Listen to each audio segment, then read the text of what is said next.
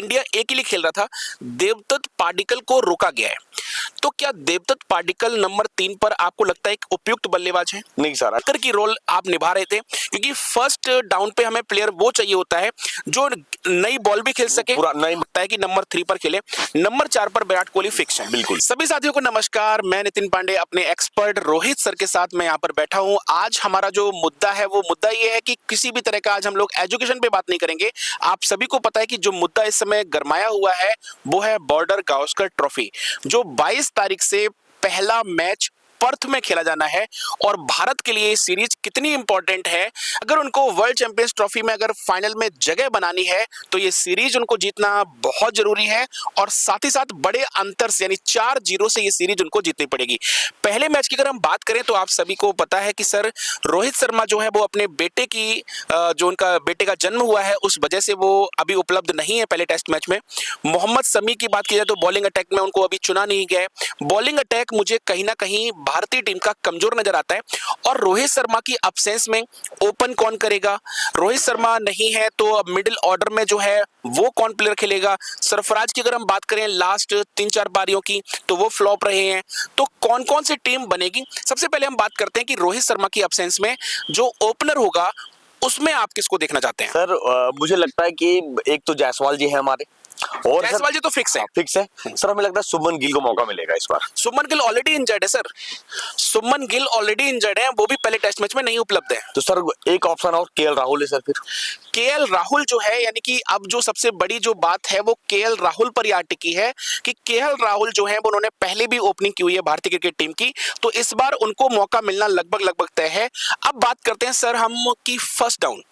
अब ये तो आपके यशस्वी जायसवाल और जो आपके केएल राहुल है ये आपके तो ओपनर हो गए, लेकिन अगर हम बात करें फर्स्ट डाउन की, जैसे पहले चेतेश्वर पुजारा थे वो बहुत लंबे समय तक एक एंकर की रोल आप निभा रहे थे, क्योंकि फर्स्ट डाउन पे हमें प्लेयर वो चाहिए होता है जो नई बॉल भी खेल सके और नई बॉल को पुराना कर सके और टाइम उस पर बिता सके। तो आज की डेट में अगर हम बात करें तो नई बॉल को फेस करने वाला थर्ड नंबर पे यानी कि फर्स्ट डाउन आने वाला बल्लेबाज आपको क्या लगता है कौन आएगा? सर एकमात्र ऑप्शन बचता है फिर विराट कोहली। सर विराट कोहली तो नंबर 4 पे आएंगे, उनके जो ऑर्डर में है छेड़छाड़ नहीं की जाएगी, ये तो तय है। गौतम गंभीर उनके ऑर्डर में छेड़छाड़ करने की इरादे से नहीं है। एक नाम आ रहा है ध्रुव जुरैल का। ध्रुव जुरैल जो है वो अभी जैसे अगर भारतीय जो ए टीम गई थी उन्होंने उसमें अच्छी परफॉर्मेंस दी है, ध्रुव जुरैल हो सकते हैं। अगर हम बात करें तो जैसे कि अब नंबर 3 पर यानी फर्स्ट डाउन आने वाला बल्लेबाज है जो इंडिया ए के लिए खेल रहा था, देवदत्त पाडिक्कल को रोका गया है।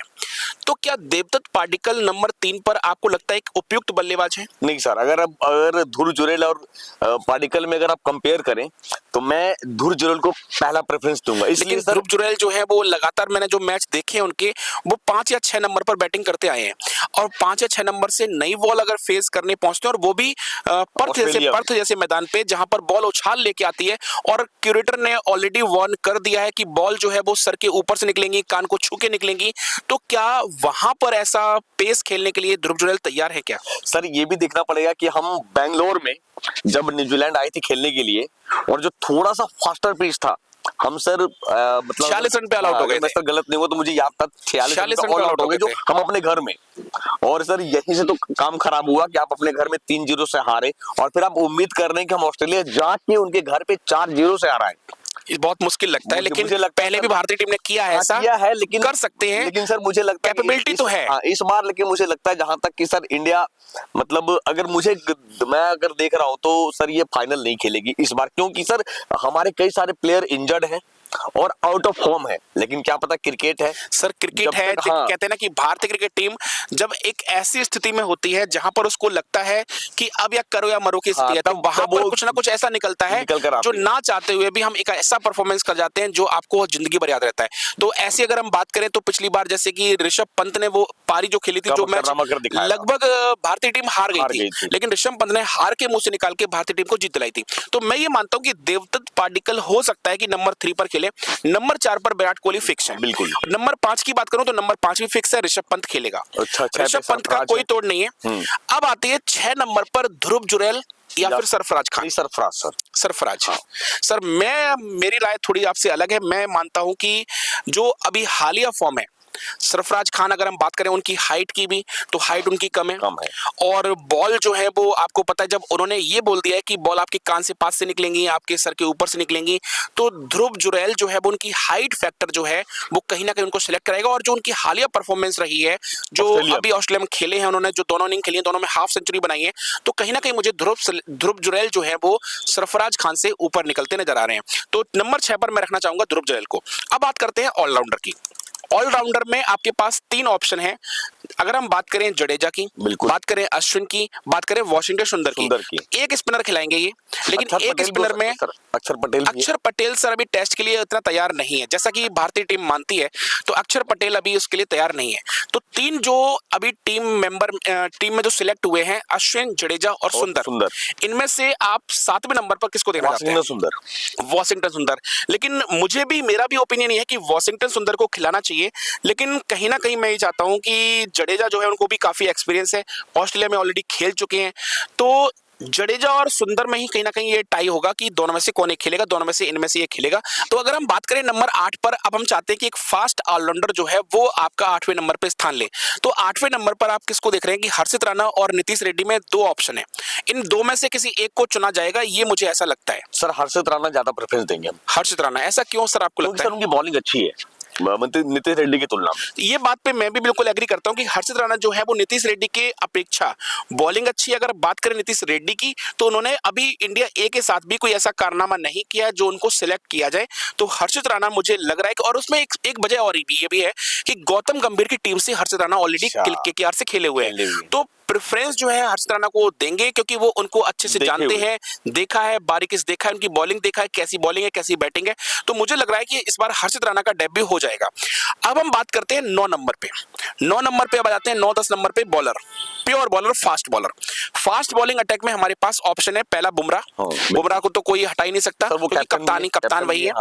बुमराह तो एक सिलेक्ट है, यानी कि 9 नंबर हो गया। अब आपके पास बचे 2 ऑप्शन। इसमें आपके पास बच रहा है मोहम्मद सिराज, प्रसिद्ध कृष्णा और आकाशदीप। अब इन 3 फास्टर में आकाशदीप, सिराज और प्रसिद्ध कृष्णा, इसमें से आप किसको सिलेक्ट करते हैं?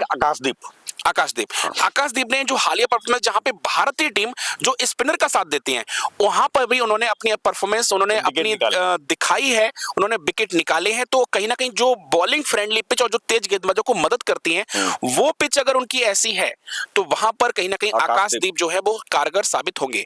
अब बात करते हैं मोहम्मद सिराज और प्रसिद्ध कृष्णा, इसमें से आप किसको देखते हैं? मोहम्मद सिराज का हालिया फॉर्म तो अच्छा नहीं है, बहुत गंदा चल रहा है, विकेट नहीं निकाल पा रहे हैं, लेकिन कहीं ना कहीं कहते हैं ना कि जो विकेट अगर उनको एक बार लग जाता है उनके हाथ में, तो वो विकेट एक साथ 3-4 निकाल लेते हैं, और उनको एक्सपीरियंस भी ज्यादा है, ज्यादा मैच खेले हैं।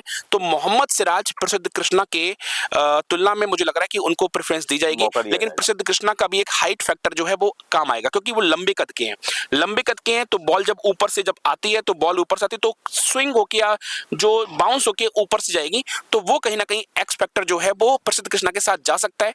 तो मेरी जो प्लेइंग 11 है, मुझे ये लग रहा है कि ओपनिंग पे जो होंगे वो यशस्वी जायसवाल के साथ KL Rahul. Number first down अगर मैं बात करूं तो पार्डिकल को मौका मिल सकता है।